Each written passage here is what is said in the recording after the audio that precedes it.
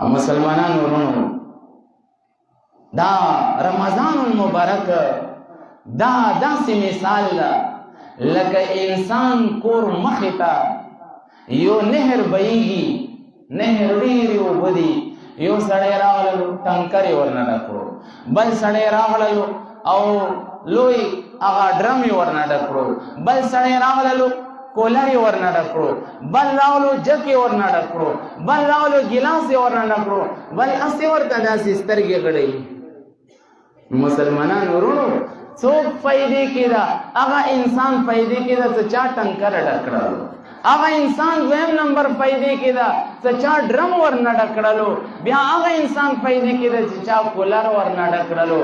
اوس تا خوښه ده، الله خو خزانې را کولاو کړي دي، تا خوښه ده ټنکرې نیکو اعمالو نه ډکوي او که صرف جیب کې قبر ته نیکې وړي او که سم انسان ځان نه جوړوي او لوی لوی مراتبو ته ځان رسوي، دا دې ما ته خوښه ده، دا دې ما ته مجبور ده. مسلمانانو ورونو نو دې وجې نه دا روژه دا رمضان المبارک انسان ته احساس ورکوي او مسلمانه دې ورځې الله کریم روژه در باندې ونیسي، شپې درته وایي چې 100 رکعته مونځ وکړه، ټیټ شه او چپ شه.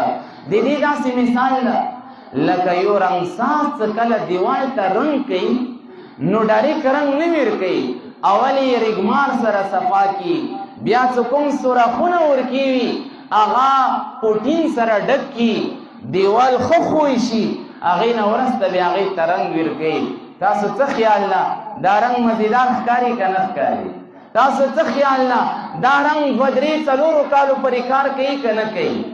او هغه به ساده رنګ ساز وي چې هغه ډایرک زنګین اوسپنې ته رنګ ورکوي یا داسې بغیر پوټینه رنګ ورکوي، نو یو څه ورځې خو به ښایستلی دی شي، خو بس هغه به بیا ودوړېږي او بې فایدې به وي. الله کریم دې ورځې مونږ ته حکم کړی ده چې روژه ونیسه، په دې سره یې ما ته صفایي وشي، هغه تخلیه وشي، او چې کله ماښام ماسخوتن شي بیا تحلیه شروع شي چې مسلمانه اوس ما ته سجدې ولګوه. او حدیث مبارک کې راغلی دی الساجد یضع جبهته بین قدمی الرحمن، چې کله بنده سجده کوي دا د الله ته دومره قریب شي گویا الله ته په خپور پریوزي، دومره انسان الله ته په دغه سجدې حالت کې نږدې شي چې دغه حالت نه بل نږدې حالت کې الله ته نشته.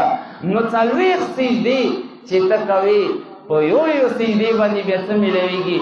امام الانبیا فرمایي هرې سجدې باندې 1500 نیکۍ میلاویږي، هرې سجدې باندې جنت کې دومره غټه ونه لګېږي.